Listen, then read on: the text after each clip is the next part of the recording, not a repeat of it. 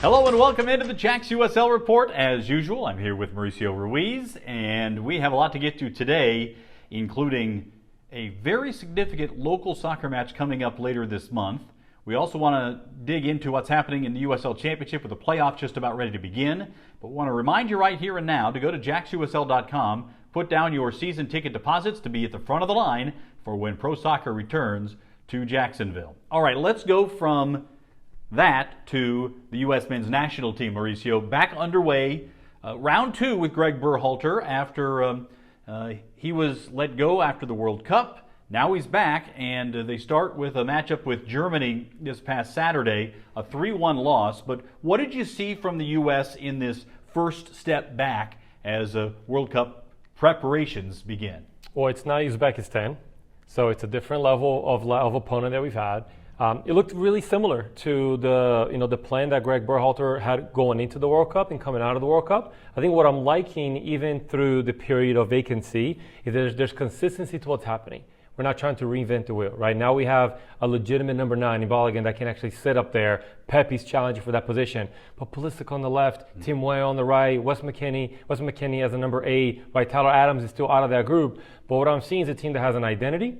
They know how they want to play, and they'll continue to kind of just grow. Now, tough opponent, Germany, but to a good part of the game was even, was fair. You know, U.S. come out in front. My big question mark is going to happen when the back line. Not that we don't have capable players, but I think there's a bit of more competition in the back line. So what happens is a Team Weah, is a Carter Vickers, Tim Ream, I'm sorry. What is going to happen in that center back and on the fullbacks? Are we convinced on Serginho Dest? Looks good, but are we convinced that he is the guy that's going to take us to the next level? A lot of time between now and the time the World Cup qualifying actually begins, but to see where the U.S. is right now gives us a starting point, and we'll see how things play out moving forward. All right, let's bring it back to the local scene. Remember that on Saturday, the River City Rumble renews. JU and UNF taking on the River City Rumble at JU in women's soccer.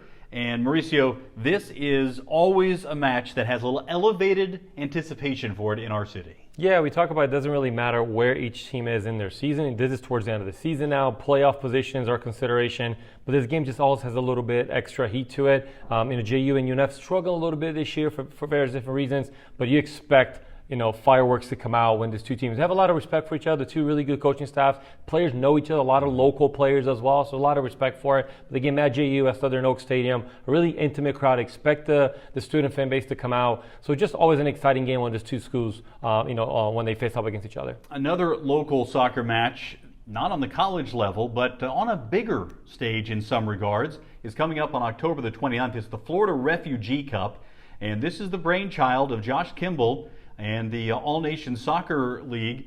We talked to Josh about where the league has come from and where it's going, and more importantly, the difference he hopes this game coming up on October the 29th will make.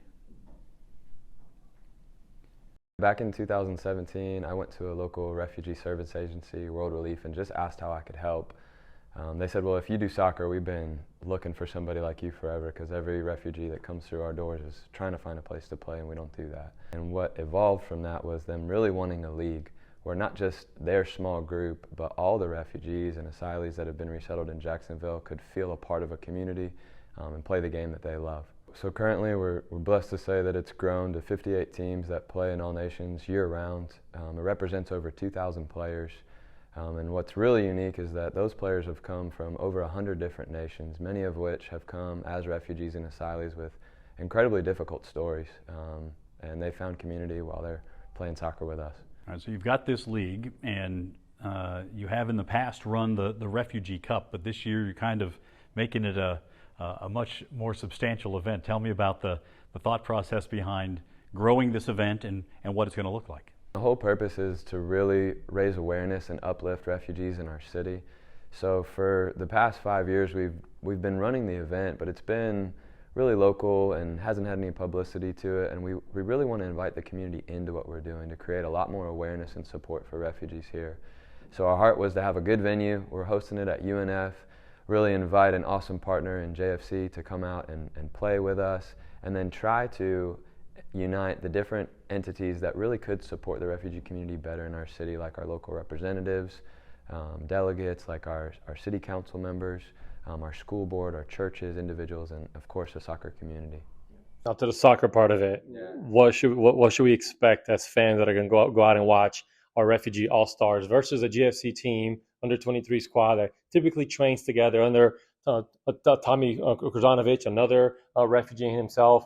What should we expect as far as competition goes on the night of the game? A ton of honor to Tommy for wanting to participate in this event. He obviously has a personal story and attachment to it, and we so value that his team's coming out. They're going to be good.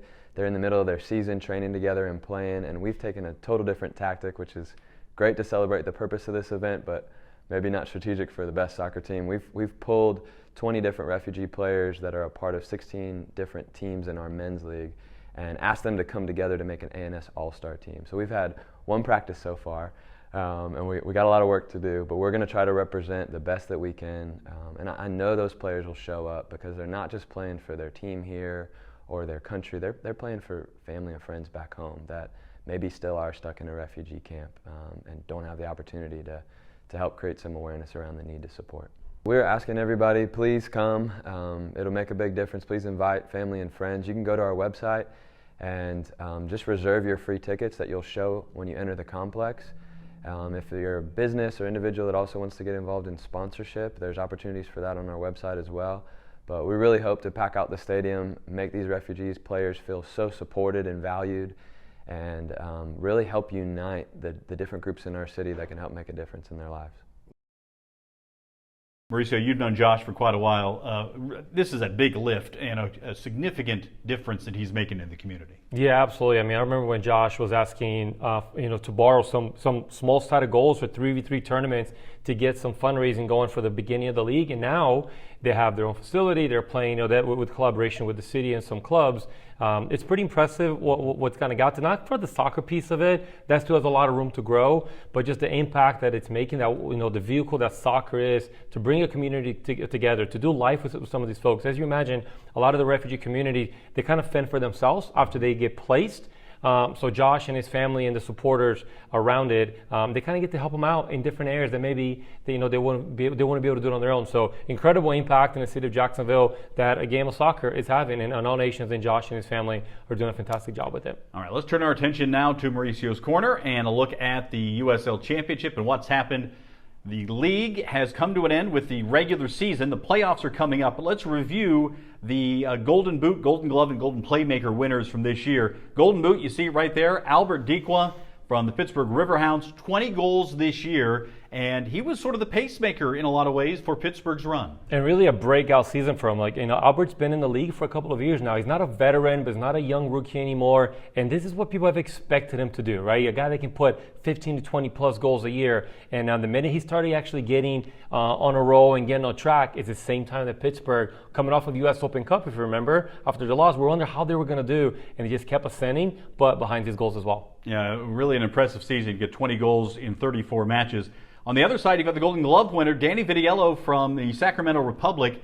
Not a surprise when the best defensive squad has the Golden Glove winner. He certainly made some big plays in goal for Sacramento. Yeah, and he didn't have the most shutouts, but he had the best goal against average, which is really the number that a goalkeeper really wants to have. I think he'd be upset that he lost a shutout only by two games. But as you said, if you have the best defense, the goalkeeper's part of that defense. He's really kind of the leader and the captain of that defense, and he's a veteran player. He orchestrates and organizes what it looks like. They don't give up a whole lot. They don't give up a lot of shots either. The ones that they do, a lot more control. That's why his average is really low. All right, and then the Golden Playmaker goes to Jorge Hernandez, 10 assists, which tied for the league high, won the award based on assists per minutes played, and he was a real force for San Antonio this year. Yeah, and San Antonio, a little bit of a direct team, a team that gets vertical, so you wouldn't think that the best playmaker in the league is on a team that plays counterattack football, but he picks up those second balls in the spaces, and when he picks them up with space and time to go, he can really find a final pass, and that's why he has so many assists. And they convert a lot of those minimal chances. They convert a lot because he's putting them on a platter for the forwards. All right, these are all players that will be playing in the playoffs. Here is the bracket. It is set. It's Bracket Mania. Here we go. Let's just run these down. And one of the things, Mauricio, I want you to be pointing out is which road teams are the most dangerous here in these first round matchups, because you have the higher seeds hosting. So you've got out west Sacramento Republic and New Mexico United, San Antonio hosting Colorado Springs Switchbacks, San Diego Loyal. Every game could be the last for them as they take on Phoenix. And then you've got Orange County playing host to El Paso Locomotive in the West. Let's start in the West. What do you see there? So I think Colorado Springs and Phoenix coming in as the underdogs, as away teams, they could provide a little bit of issue. San Antonio just doesn't give up anything, right? They're a really well-sound defensive team, defending champion. So even though I think Colorado Springs can give them trouble, Romario Williams is on a tear right now, scoring a lot of goals. I don't see them getting in front. Now Phoenix, if they can get up ahead, San Diego is a team that does play wide open. They have a lot of offensive power. If San Diego goes down early in the game, they have to open up, and I think Phoenix can pour a lot of goals in. So I'm interested to see that 3-6 matchup on the West. All right, in the East, you've got the Pittsburgh Riverhounds, aforementioned, the number 1 seed. They'll take on Detroit in the first round. Memphis plays host to Louisville. Charleston Battery, who at one point was contending for the top seed in the East, winds up third. They'll take on Indy 11, and then the Tampa Bay Rowdies and Birmingham Legion is the 2-7 game. Which of these road teams do you like the best? Yeah, and really you're talking about number 8, Detroit, right? I mean, they were outside of the playoff spot for so many weeks, and Tulsa and Miami were kind of fighting their way in, and Miami actually tied in points for Detroit. They just lost on goal against average. I'm gonna go back to 3-6.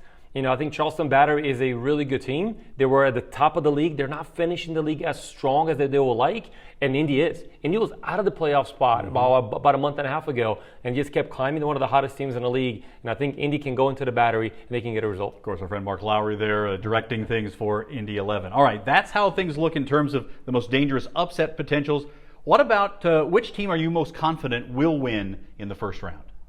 Well, I think the 1-8 and the 2-7. You know, I'm really surprised with Orange County.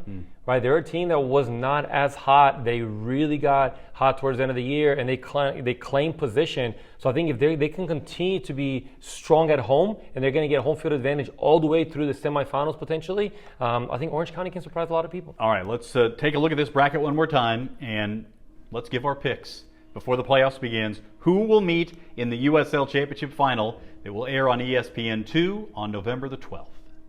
I got Sac Republic on the West. They've been the most consistent team across the entire league, and they have home field advantage. And I got Tampa Bay Rowdies on the back of Kyle Jennings, scoring tons of goals as of late. He just missed that Golden Boot by 1 goal. So I got my final Sacramento against the Rowdies. I would love to go against you, but as I looked at it, I had the exact same feeling on this. Pittsburgh is certainly going to have something to say about it. Sacramento's been the class of the West almost all the way through. So give me Sacramento and Tampa Bay. We'll see if it all plays out in November. Once again, remember, please subscribe to this YouTube channel and keep following us for the latest on JAXUSL. For Mauricio Ruiz, I'm Cole Pepper. Thanks for watching. We'll talk to you next time.